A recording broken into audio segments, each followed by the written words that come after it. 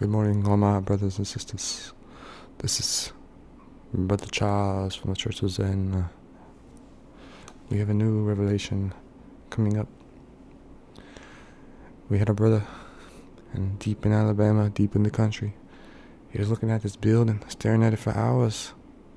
He saw something none of us could bear to witness ever in our lives. He saw the shadow of Theseus bear across the southern border of that building. And it shook him, it frightened him so deeply. So deeply.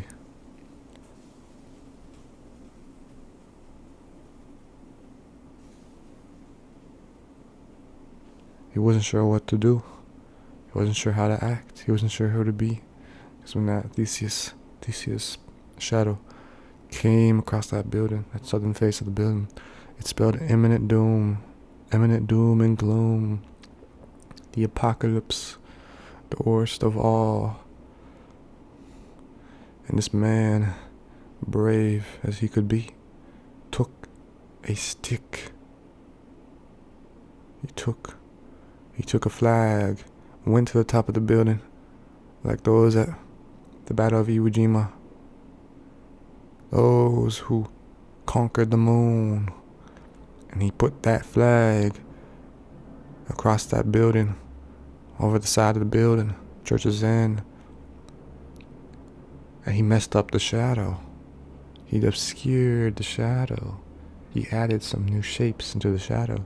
Therefore, the shadow of Theseus could not reign freely. He obstructed the shadow.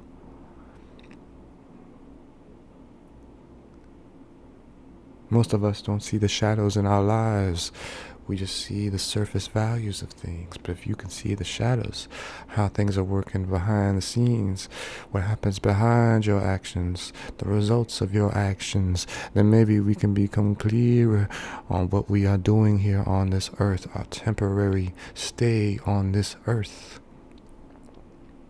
Now, Brother Charles, when he obscured that shadow, he did immense good for the whole society. For that shadow would have blistered and bulged and just propagated throughout the rest of the buildings. You see, if we don't slay the dragons now, the dragons will just multiply. They will become our rulers. They will just overpopulate and they will spread, just like those bad vibes. If you don't kill those bad vibes right away, they will spread. And they will just keep spreading and spreading and spreading.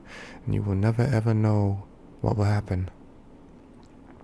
You will never know what will happen. And so, young brother, he came to me one day. I asked him, with another young brother come to me. He said, "Brother, I got some vines on my building. How do I take them out?" I said, "Okay, brother. Here's what you gotta do. How are these vines adding to your building?" He said, You know, the building does look a little drab, but I got these vines, man, and I think the customers like the vines because it makes it feel a little bit homey, a little bit natural. I'm like, "Okay, brother. I had you a couple just to make it seem like I was thinking about his issue. Okay, brother. If the people like your vines and the vines are not, ruining the structure of the building, then let the vines be the vines." How's that? He's like, "Oh, man, you got all the knowledge." I'm like, "Yes, sir. I got it all in my head. Don't you know it?" Alright. I want to talk about the rule of Jesus. Now, Jesus told everybody to love the trees because he said the trees were, the hands of the Spirit in a way.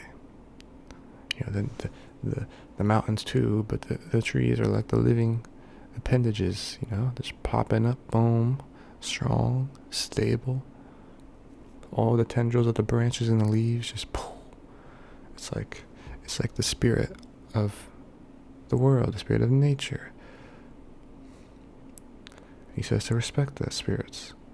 Because if you don't have the spirits, if you just get rid of all the trees, all the nature, all the animals, all the stuff, we cannot survive. We need the ecosystem to be sustainable. So with this current age of forest chopping,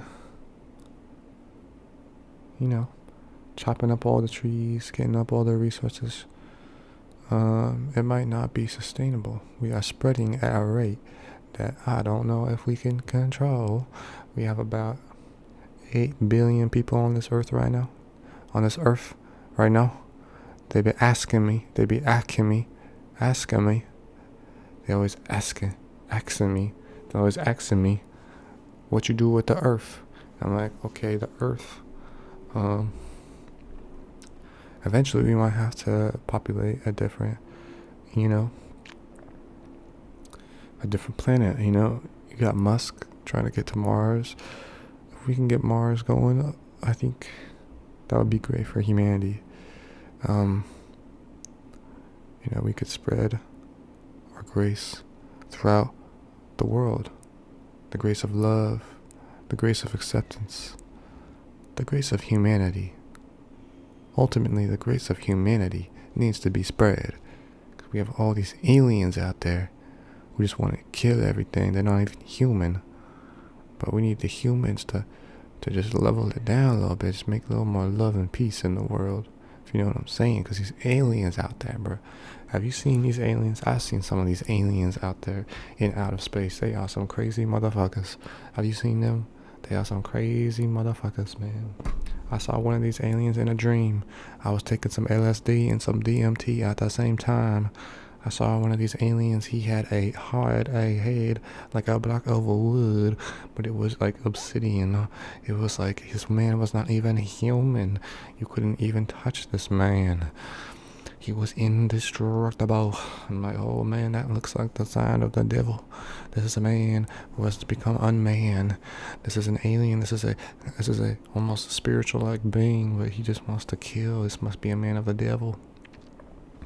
And I said, oh man, I shook in fear when I saw this man. He looked right at me in my drug-infused dream, and he said, brother, I will kill thee if you come closer. Oh man, this man was 5 inches from my face at that time when he said that. And I'm like, oh man, he must know that I'm a smalling. I'm a little weakling, because this brother, man, he was about 20 feet tall, and he looked down at me. He said, brother, if you step 1 inch closer, I'm gonna rip your fucking head off. I'm like, oh man. Using obtuse language like that in the face of a Zen preacher, that is not cool. So I took my step forward into this man. I took my step forward. I punched him in his leg. I punched this motherfucker in his leg. In the knee. And he crumpled. He crumpled.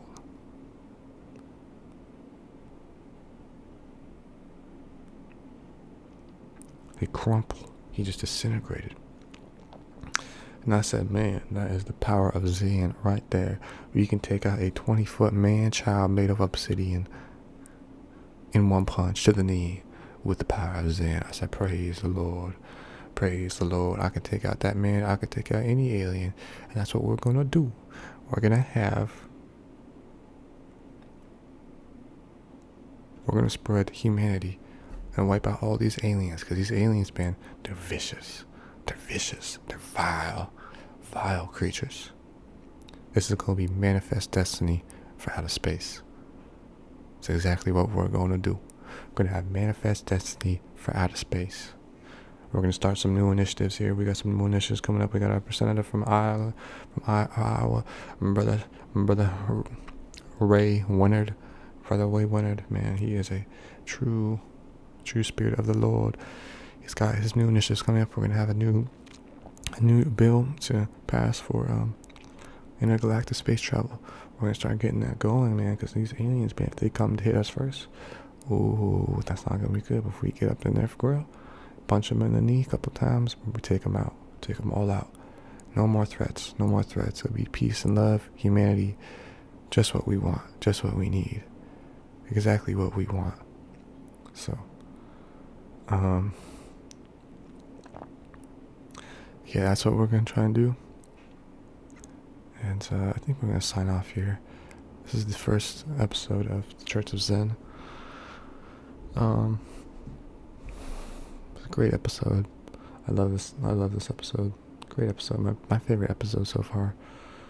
We'll see you tomorrow. We'll do a little earlier. This is a late start. This is around what's the date? I'll tell you the date here. It is September 18th, 2017 at 12:29. I think we're gonna start doing our message and our call to prayer a little earlier in the day, just to get. We need to start having a little earlier. A little earlier, I think, would be better. And yeah, I think earlier would be better. All right. Namaste.